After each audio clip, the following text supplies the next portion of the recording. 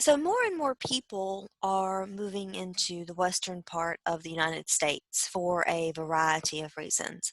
Some are seeking new opportunities, some are seeking freedom, some are seeking independence, the ability to be able to own their own land, to live as they choose. Some are seeking wealth, some are seeking adventure. And so a lot of people are moving into the West for a variety of reasons. Recall that I mentioned the trains are beginning to crisscross across the United States and into California, Oregon, Washington, across the United States. This transcontinental railroad is being built. And as this transcontinental railroad is being built, it is completely changing the landscape of the United States. At the same time, we see a boom in mining in the western part of the country. We see a great silver lode in the Sierra Nevada mountains, which drew miners, primarily men, but many of them were foreign born. So mining really becomes men's work, but a lot of these men are not were not born in the United States. And so this is a very diverse industry. After those initial discoveries were sort of tapped, what we see is that individual miners begin to face a lot of hardships. And really, what begins to take place is after silver is discovered, big businesses move in and really begin to dominate. They take over. And so mining becomes a job, not necessarily something that a person is doing to find their own wealth. After the biggest discoveries begin to run out, the wealth is being extracted. Prospectors became wage workers, and so those who had went west to find their fortunes really find themselves just going into the mine as a regular day job. Their wages that they earn for doing this work truly barely covers their living expenses.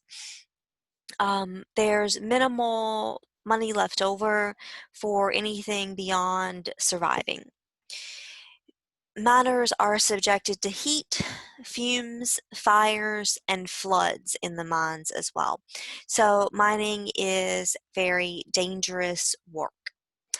Mining companies offered no compensation to disabled workers, even if they were hurt on the job. Unions begin to form, and unions are an attempt at miners to come together and decide what they need from these mining companies in order to be able to continue to do the work. And so we see a union of miners being formed near Comstock Lode in the 1860s. Now, mining companies are certainly much larger, they're much more expansive, and they have a lot more money. And so they mobilize a private police force and a militia to break up these strikes that these workers are trying to carry out. Now, at this particular time in the United States, you have sheriffs and you have marshals, but you don't really have a police force in towns like we think of that today. So police forces are private, and individual companies or even individual towns could hire them to come in and sort of keep law and order. So the mines or the mine owners actually hire these private police forces. The Western Federation of Miners formed finally in 1893. And so the miners are able to form a union or a federation, but they don't really have a lot of power to bargain collectively. Importantly, the unions actually exclude Chinese Mexican and Indian workers or miners. And so they're very, very exclusive to being European unions. And so even within the hardships of the mine, we still see division by ethnic group. Prostitutes were the largest segment of female workers in towns near the Comstock Lode area. The prevalence of single men meant that there was a high demand for the services of prostitutes. Prostitutes were subject to constant dangers, including abuse, robbery, rape, and murder. When the fortunes of the town began to plummet, the number of prostitutes in the area also declined. So remember, the majority of folks who are moving into the western area, particularly into these mining areas, are young men from all parts of the world, but particularly the eastern part of the United States. And so as they are going into this area, women are being brought to the area or are moving to the area to work as prostitutes. Ore discoveries made the towns in the area really begin to spring up overnight. So as more and more minerals are being discovered that can be extracted from the earth, we see a lot of different towns begin to be built almost immediately because there is a job. If there is a job, then there are people. If there are people, then there are those who would demand various goods and services. But those same towns really become ghost towns. They become desolate almost as quickly as they become booming towns, as soon as those ore deposits begin to run out. The entry of big business into mining brought this shift to copper, lead, and zinc mining from kind of gold and silver mining. So we see that businesses really allow for diversification of the types of minerals and wealth that will be extracted from the ground. Now, one of the biggest kind of stories that we hear about the West is the cowboy. And we see the cowboy in movies, we see the cowboy in literature, this sort of rugged, handsome man in his youth who would sort of go west on a horse and um, sleep under the stars, and this sort of romanticized idea of the cowboy very quickly begins to be the story that is told in the East. But cowboys were not as romantic as they were idolized. Their life was not as exciting or as glamorous as was written in reports and played out on the big screen. Cowboys drove cattle 1,500 miles from Texas and Oklahoma to Kansas. This cattle was then shipped on trains to Chicago. Life on these cattle trails was very monotonous, and the trail's workforce was very diverse, but it did include mostly white Southerners, but there were Mexican and African American cowboys as well. But again, it's very monotonous, so very much an individual solo job. Mexican cowboys earned significantly less than whites and blacks. And this is important because this is a time when we're starting to see a lot of different groups moving into the western areas of the United States. But remember, a lot of African Americans who have been enslaved have now been given citizenship, where many of these Mexicans are not citizens. The close proximity of Mexicans, whites, and African Americans did force them to cooperate when necessary. However, we see a lot of segregation on the trails, and we see that black cowboys had to do more demeaning and difficult work than white cowboys. Big cattle ranching really becomes quickly integrated into the national economy.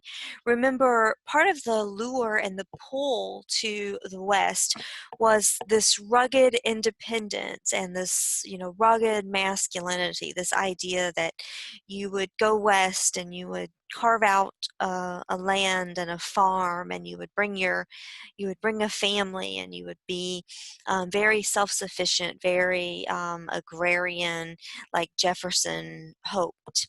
But the reality is that um, cattle ranching really wasn't suited for a person to have one or two cows on a farm.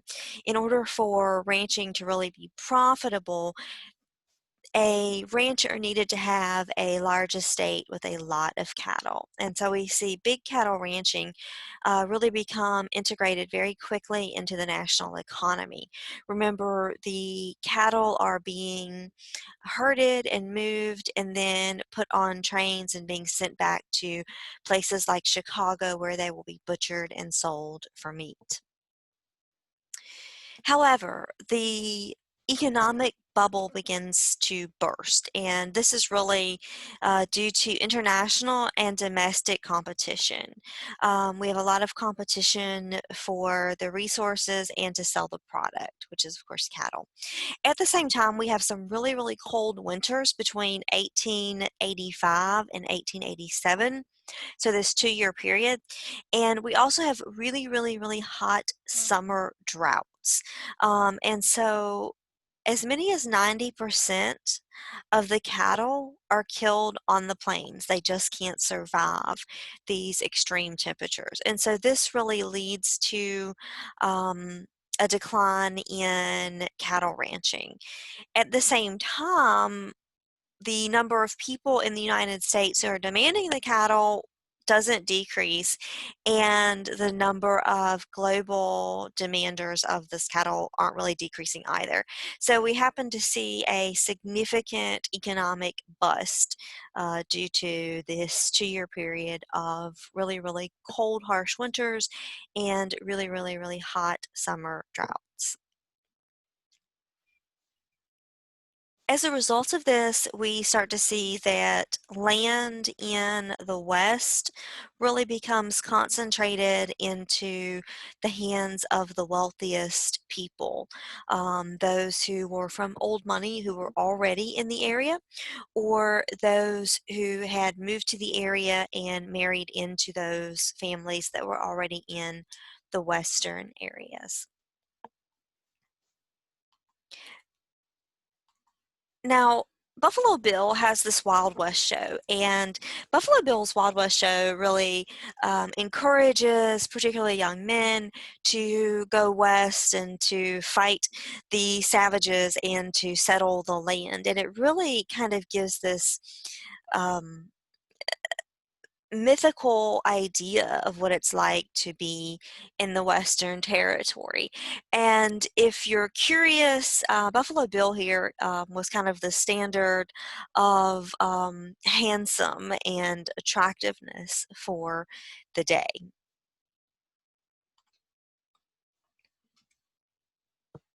Now, as cattle ranching has become profitable and then it's sort of experienced this bust, we also see some efforts of the United States government to encourage people to move into the western areas.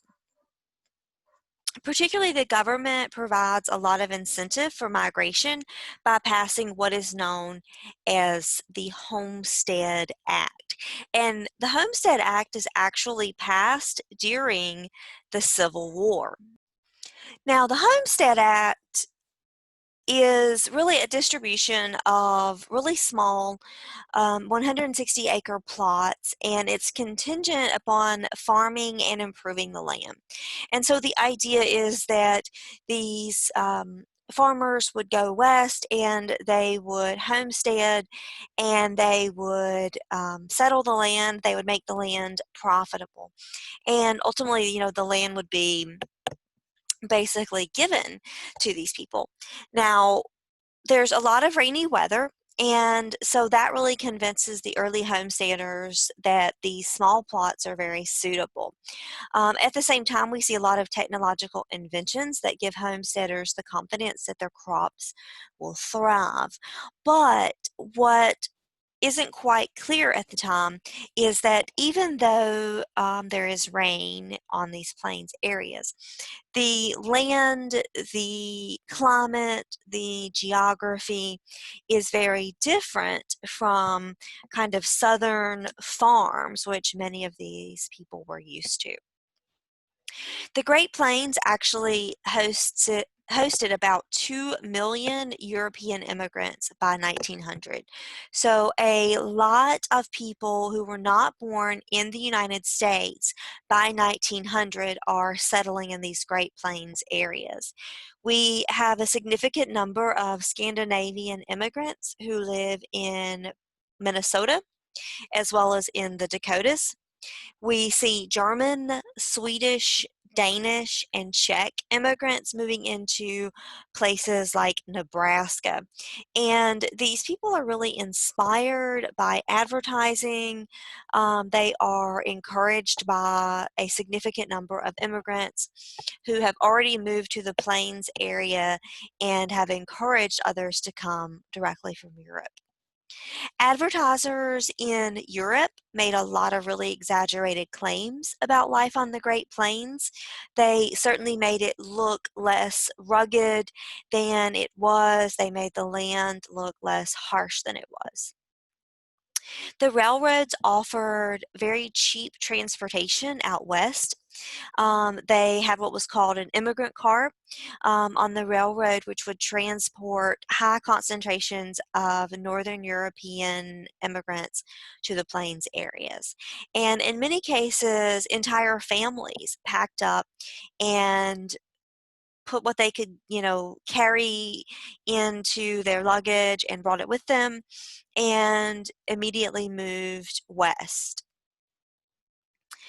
But despite their optimism, the settlers were very isolated and they were very lonely. Their houses were primarily built from sod. Weren't really any trees. At the same time, their homes were very gloomy and very damp. And the climate was very inhospitable. It wasn't a good place to live in terms of the climate, the extreme temperatures that make the Great Plains.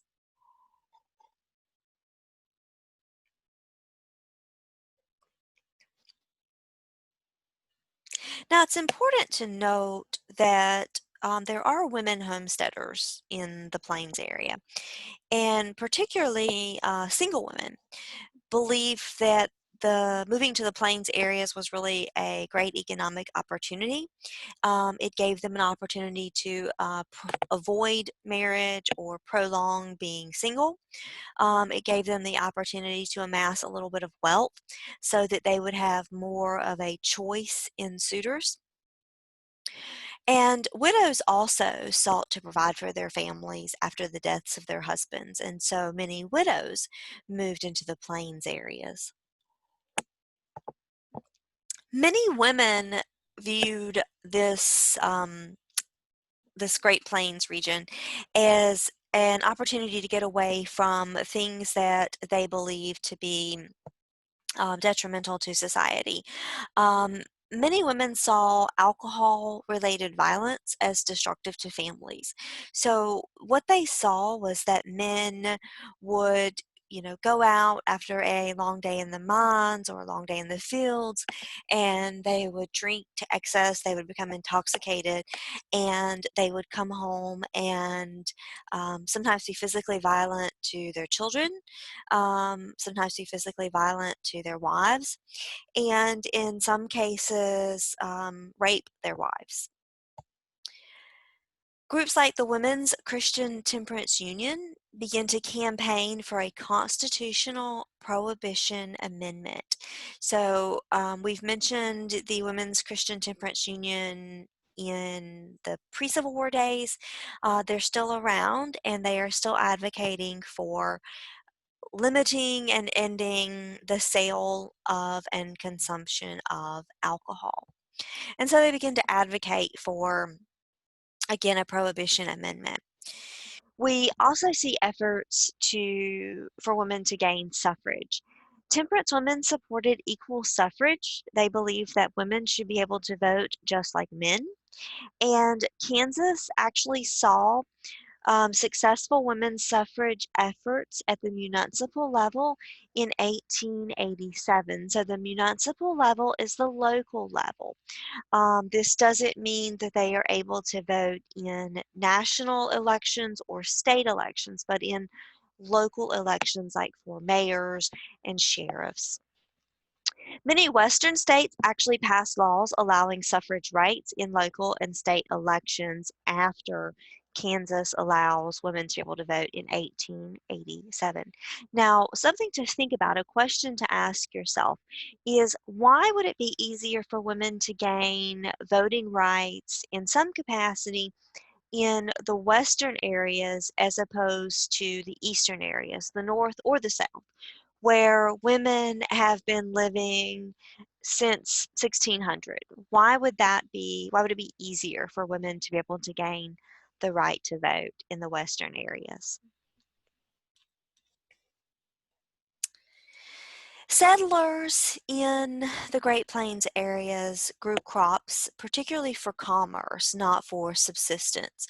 So this means that they grew crops to be sold, not to sustain themselves, which is really the antithesis of farming and agrarian life. Jefferson's model was that families would be self-sufficient, that they would not need to go to the market to buy everything. But the reality on the plains is that that crops are being grown in bulk to be sold.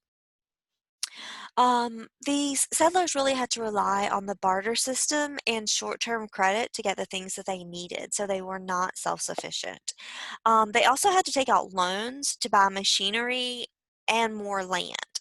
And so the settlers on the plains region, again, they're never independent, but they're really, beholden to the banks, the creditors, the merchants in the area. As a result of the number of settlers moving into the area and everyone sort of growing for commerce, not subsistence, we see an oversupply of crops. When we have an oversupply of crops, that typically leads to a falling in the price and in the value of the crop. This leads to hard times. A great example, or kind of a modern example, might be if you go to the market and everyone is selling tomatoes and you really like tomatoes, but you would like to be able to buy some other form of vegetable, but there are no other vegetables to be sold.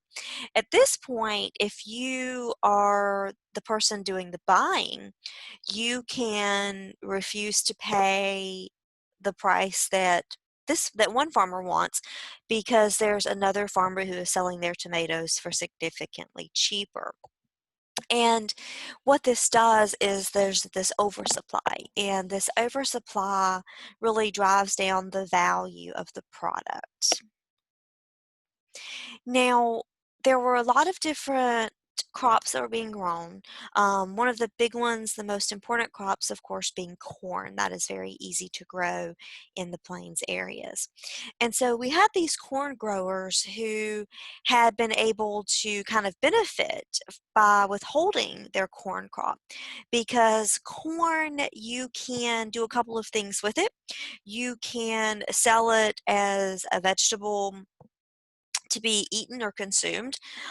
You can hold on to it, and even though it dries out and it's not really something that humans would eat, it's something that can be fed to pigs, to hogs. And it can actually ultimately be, converted into alcohol and other commodities. And so corn growers just say, well, we're not going to sell our corn at a lower rate than it's worth. And so they just hold on to it and they feed it to their pigs. And this fattens the pigs more than normal. And so that makes the value of the pig increase. And so this is called the corn hog cycle. And this works out very well for the corn growers, but the wheat farmers don't really have this option, because if they don't bring the wheat in and grind the wheat down, then the wheat will eventually just rot where it is. And so they don't really have the same opportunities that the corn growers do. We see an increase in wheat production because something has to be done with the wheat. And so this leads to the value of the wheat actually decreasing because we have more than is needed. And so with that, we see the value decrease, the price fall, and so we see more debt incurred by the wheat farmers.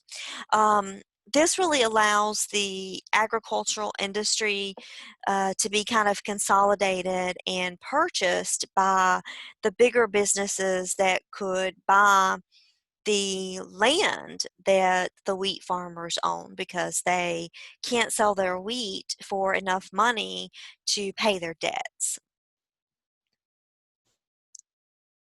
Now, in 1877, we see Congress pass what is called the Desert Land Act. And what this Desert Land Act does is it really encourages irrigation of bigger land allocations, but it doesn't benefit the homesteader. So what it really does is it encourages people who have the money to irrigate their land in a certain way. Now, the average homesteader could not afford to do this. And so they really end up having to sell their land to the big ranchers, those cattle ranchers. And so, of course, this is going to increase the value of cattle ranching. The next year, in 1878, we see the Timber and Stone Act passed, and it really ultimately benefits the lumber companies who hire people to move out into the western areas and claim the lands. And so this land, of course, is claimed solely for the purpose of cutting down trees and creating more timber. So the West is very diverse in terms of the types of people who live there, but it isn't diverse in the types of livelihoods that people have, because if you are not wealthy enough to own a large cattle farm, then you're really just barely struggling to get by. Now, I've mentioned different groups, particularly um, former slaves, um, former soldiers in the Union and Confederate armies, different people for various reasons moving west, immigrant groups. But we also have religious groups that move into the western areas as well. So Mormons had some very specific views that were not popular in the East, particularly polygamy. Mormons' polygamy, communal farming, and tolerance of Native Americans really violated the norms that were becoming norms of America at this particular time. And so this results in discrimination and persecution. So polygamy is the idea that a husband can, in the sight of God, have more than one wife, and that God will bless him for that. Mormons also practiced communal farming, this idea that land is owned by the community, not the individual, and that everyone in the community should benefit and work together. And Mormons were also relatively tolerant of Native Americans, maybe because they shared some cultural norms in terms of communal farming and kind of land ownership. But both groups are religious outcasts in the European Judeo-Christian society. And so Mormons really become just criticized, discriminated against, and persecuted. Now, in 1879, in a court case called Reynolds v. United States. The court upheld the criminal conviction of a polygamous man. And so the man was found to have been guilty of having more than one wife, which is illegal. And he was arrested for this crime. He was, sentenced for this crime. And the case is appealed on religious freedom, and the case makes its way to the Supreme Court. And ultimately, the Supreme Court decides against the Mormon man and upholds the conviction that he is a criminal. In 1882, there had been an attempt, a successful attempt actually, to disfranchise polygamous men. This was done under what was called the Edmunds Act.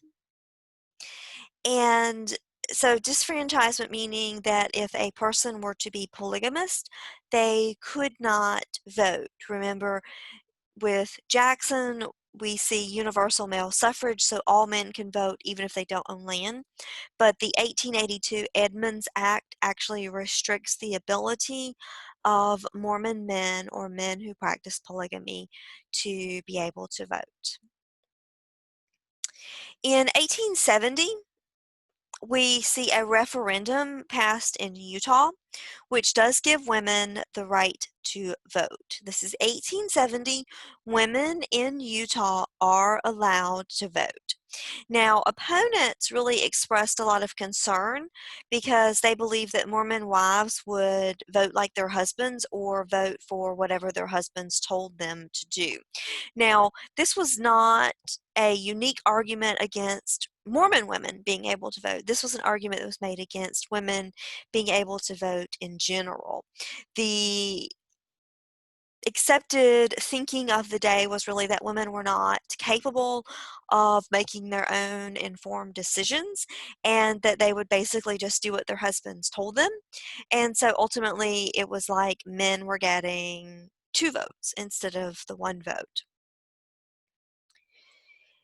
Utah's Edmunds-Tucker Act is passed in 1887, and it rescinds the right of women to vote.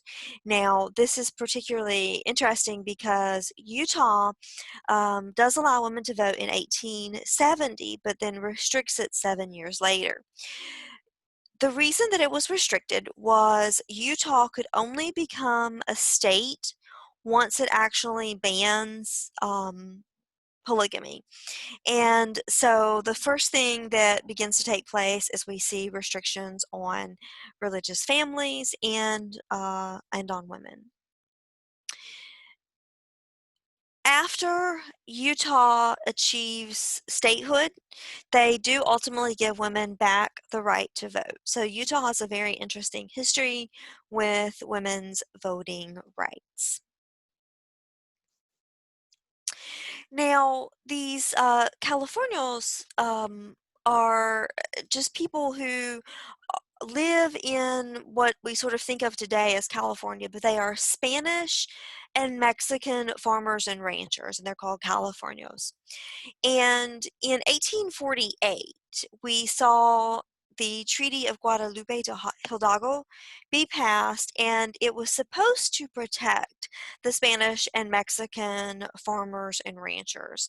But the Mexican American miners had to pay what was called like a special miners tax.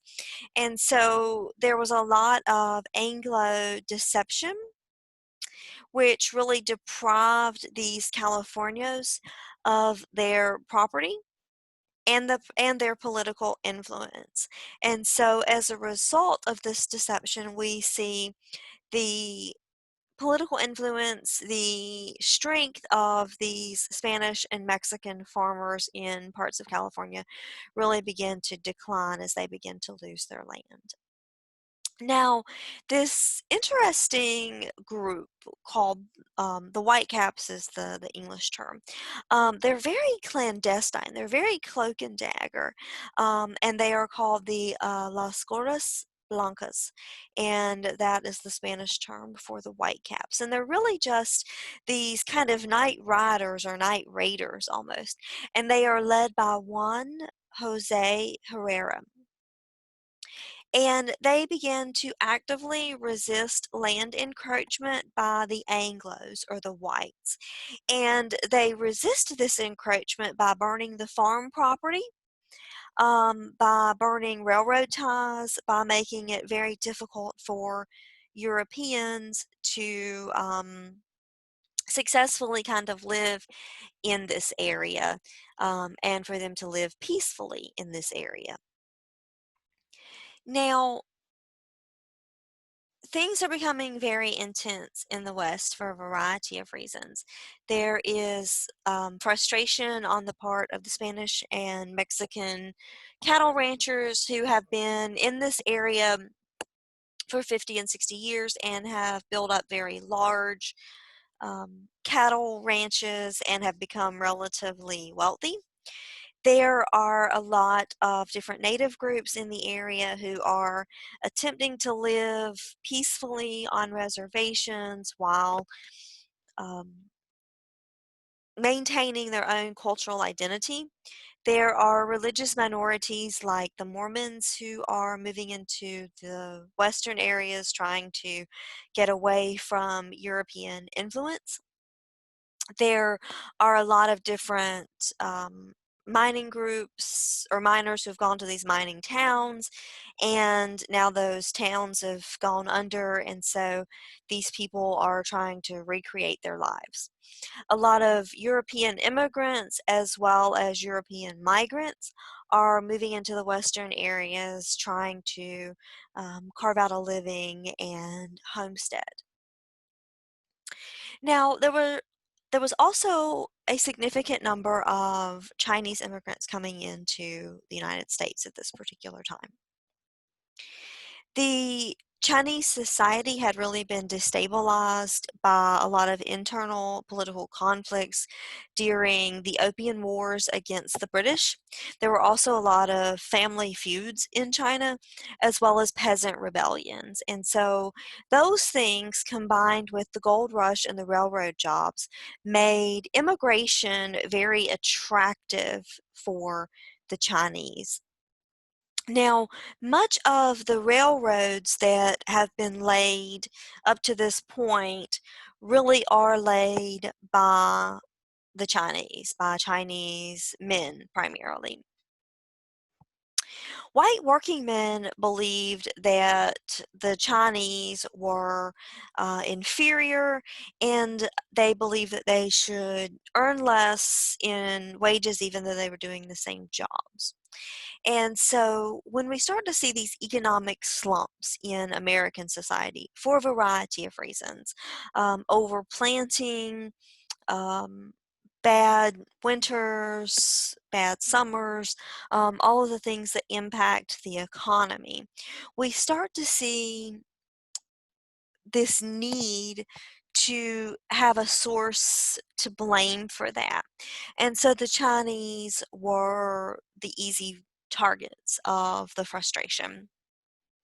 And so we see a lot of anti-Chinese clubs and organizations that begin to be formed. We also see a very racist organization called the Working Men's Party, which is developed, and then we also see vigilante violence begin to increase at this particular time. In 1879, the California Constitution discriminated against Chinese residents in laws that were very similar to those Jim Crow laws, which we've talked about and will continue to talk about. Now, this is 1879 in the California Constitution, which really made it difficult for the Chinese to get jobs, to move about, to earn a fair living or an equal living.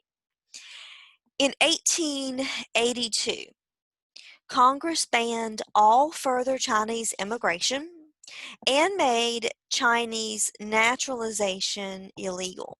So the hope was that if these Chinese who were already living in the United States could not become naturalized, could not become citizens, the hope was that they would go back to China.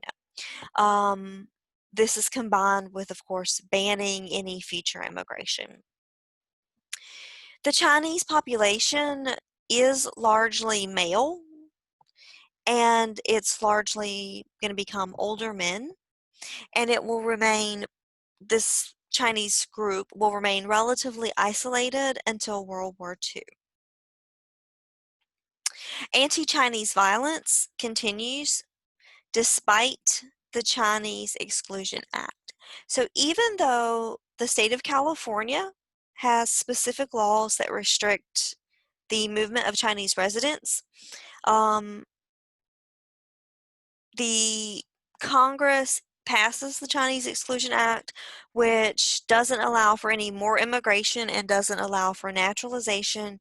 That doesn't quell the anti-Chinese violence that is being carried out by people in the Western areas, not just Europeans, but other groups as well. And this brings us to the end of chapter 15.